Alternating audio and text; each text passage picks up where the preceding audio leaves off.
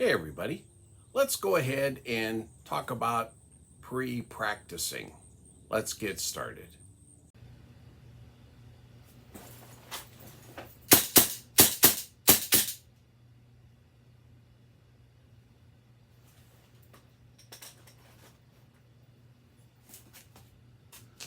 Hey everyone, welcome to the Armed Citizen channel, where I talk about all the things that I wish someone had told me about when I first strapped up some 30 years ago.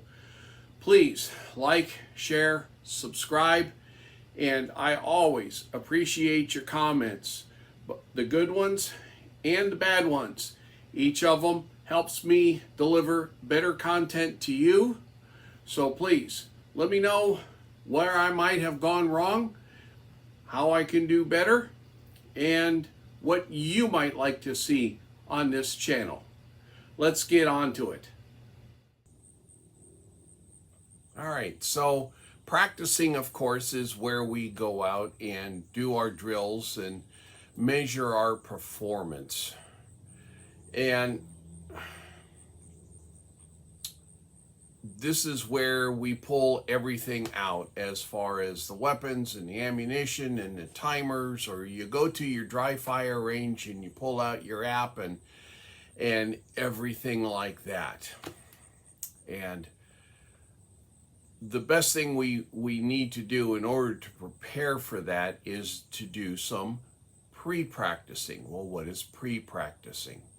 The best way I can describe it is by the use of people who do strength training. And what they do is they do an arm day and they do a leg day and they do a chest day, right? And then they'll do one section of muscles, and then they'll leave those muscles to rest.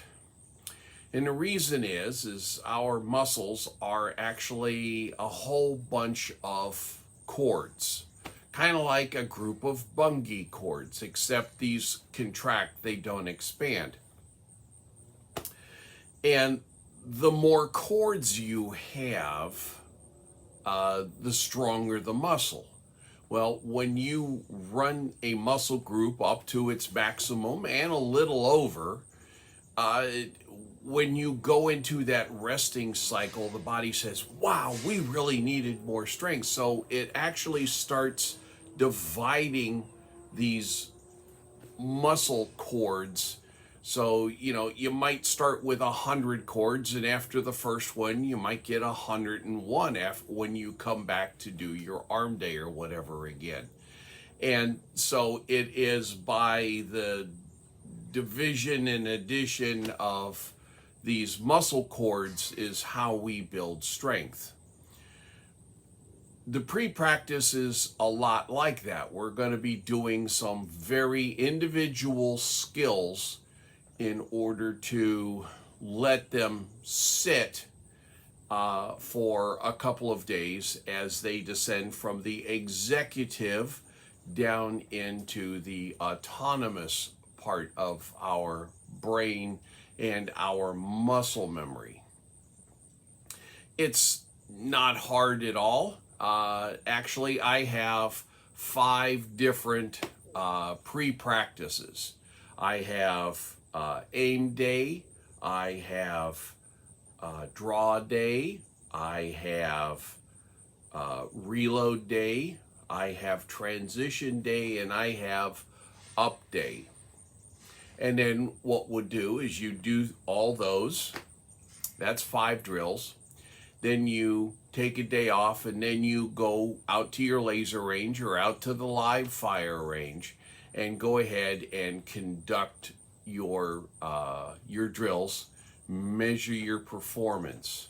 Now, this is also like trying to lose weight in the fact that if you weigh yourself every day, you can develop a trend, but if you measure every day or twice a day, you're going to notice things go up and down, and that results in you getting discouraged, because if your weight goes up a little bit instead of down, down, down, down, down, and it goes up a little bit, which it's going to do if you measure once or twice a day, it's going to discourage you. So just leave the actual measurements for 1 day a week, or if you only make it to the range or your laser range every other week, that's perfectly fine too. Do your 5 drills, take a day or two off, or you can even alternate, right? Do the 5 drills,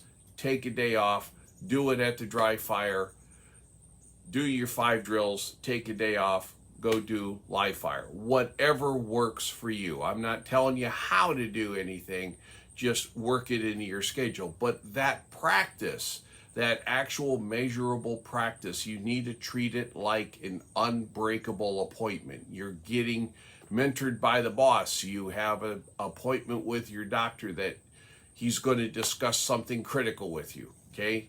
You can't break this appointment if you're going to want to be able to better yourself. So the first drill is going to be aim day. And aim day doesn't take anything more than an empty pistol. Okay, I have one empty Glock, no magazine, nothing in the chamber. And I have no one behind the camera, so don't take this the wrong way. When I show someone how to shoot, I tell them to draw a line from their dominant eye to where they want the hole to appear. And that is their eye line. And what they need to do for aim day is you build your grip in the low ready and bring it up to your eye line. And the sights should be aligned. They don't necessarily have to be. You need to see both the front and rear sight. They don't have to be equal height, equal light as soon as they get up here, but you need to be able to see all three so you can quickly make that last little bit of adjustment. Now, going from your compressed ready, I've seen people do the right angle. They'll come up and out. I'll see people go out and come up. Me, I prefer Pythagorean's theorem, which is I take the hypotenuse.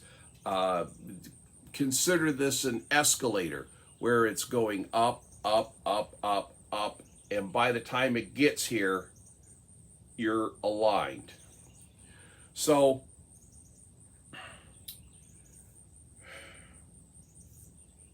this is very important because you need to train your body.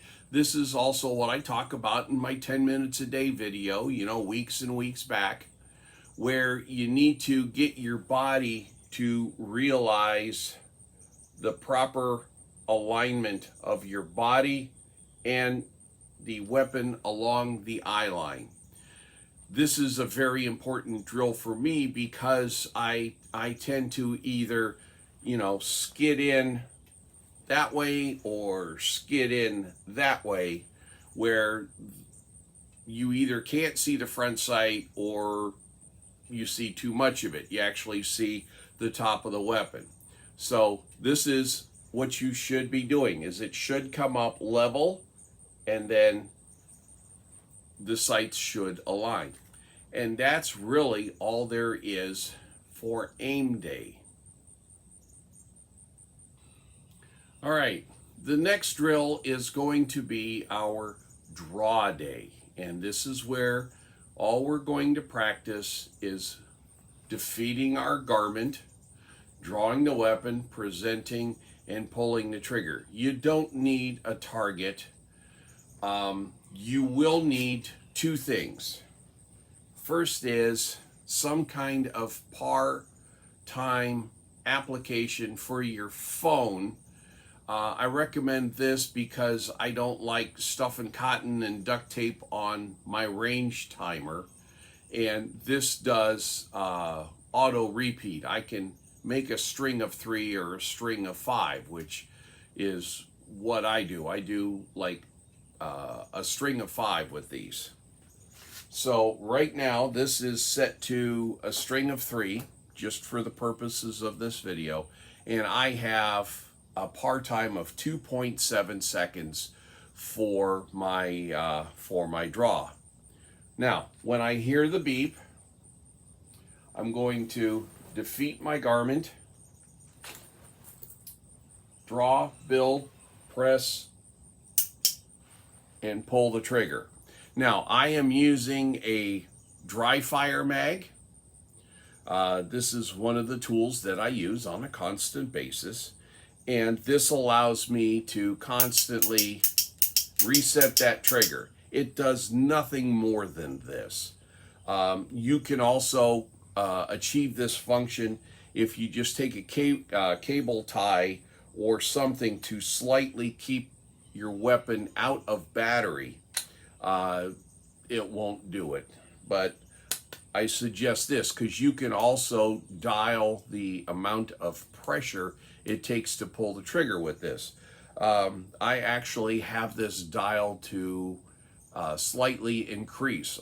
My Glock trigger's about 6.5 pounds. I actually have this at 7 pounds. So I'm going to put that away, and I'm going to click my start, and we're going to see how fast I can do this.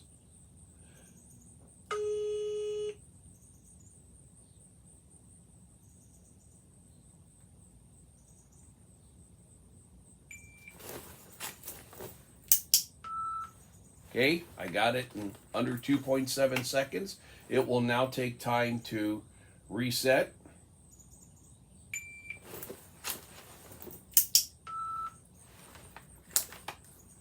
And one more time.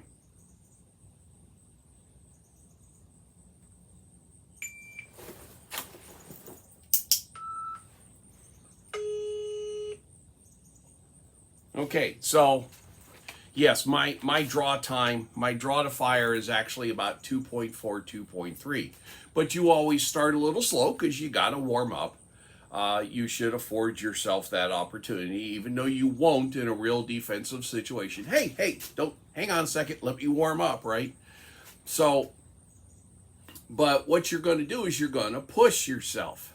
Start a little below what you know you can do, and then cut that time. Go down by 1/10 of a second until you found when you can do all 5 repetitions of a string as fast as you can. Mark that number and then go lower. For me, it's like I said, about 2.4 seconds. I'll go to 2.3. And I'll find to where I fail 2 or 3 times in that string of 5, and then that's where I stay, and I will work that until I can get all 5. And then you push yourself a little more. Now, the next drill is going to be reload day. Reload day, you're going to run just like you did draw day. In other words, you're going to go through the motions under a timer. You're going to go see how fast you can do it. Now, I'm not going to face this way. I'm actually going to face this way because if you drop your magazines, 4 or 5 foot onto a hard concrete floor, you're eventually going to bust them. I don't care how well they are built. In fact, I have a bunch of cert mags, and they got a nice big block of lead in here to give them a lot of weight, and I've been dropping all of mine on a hard concrete floor, and I've busted the internal, so I've actually had to get replacement magazines. So I now have in my weapon 1 magazine. I put a TRT in it, a tap rack tool, and I also have a spare magazine over here. So the drill here, and I'm not going to go through the entire thing and a string and everything else like that, is you want to stand over the corner of a bed or a couch or something that will catch the magazine before it, falls too far. And you're actually going to start with your weapon open, and on the beep, you're going to pull back just like that. And you do the same thing. You put the other mag in there, come open, beep,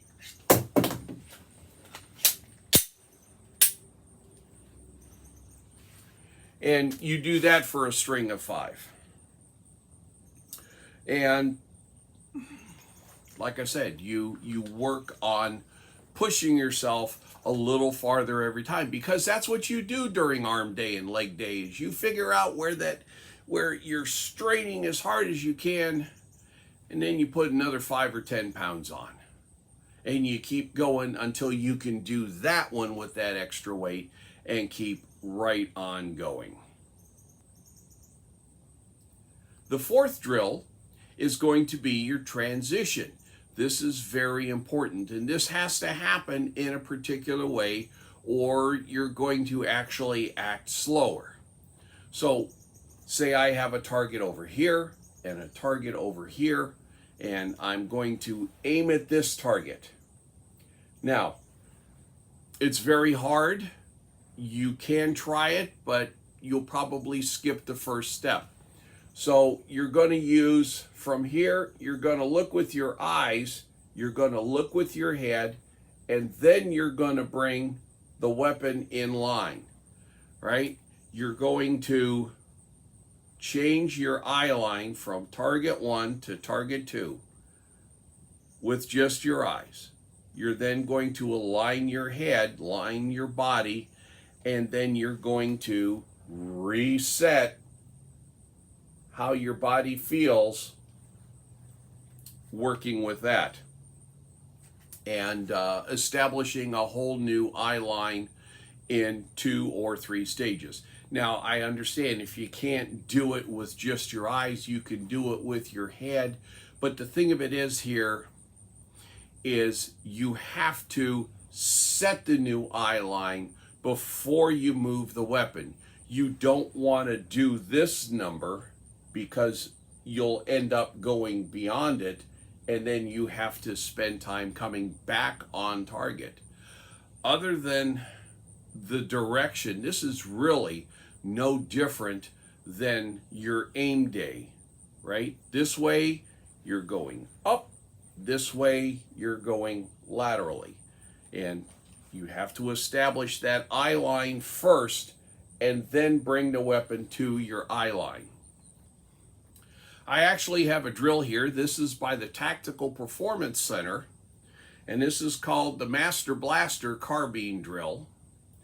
And you do this at whatever range you think is necessary. I do it at 5 yards because that's all I have right now. If I do full-size target, I do have a printed scale size, 1/3 scale, and it's very simple. You have a white bullseye, you have a light gray area, you have a dark gray area. Now, you got to do this drill in under 1.1 seconds. If you can hit anywhere on this target in a half a second or less, anywhere dark gray, light gray, center, under half a second, that is worth 10 points, the entire target. If you do it over half a second, but under 8/10 of a second, your bullseye is 5. Your bullseye is 10. The light gray is 6. The dark gray is 2. And then if you do it over 8/10 of a second, but less than 1.1 seconds, it's 5-3-1. So you're going to do this 5 times.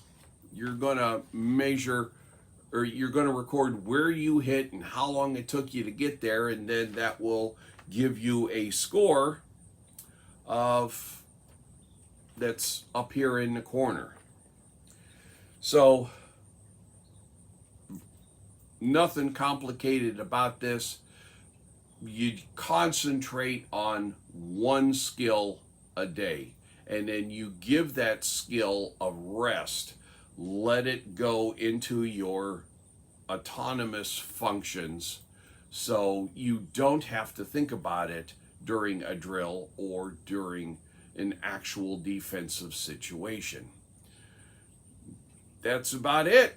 You all stay safe out there, stay bullet free, and come on back for the next video.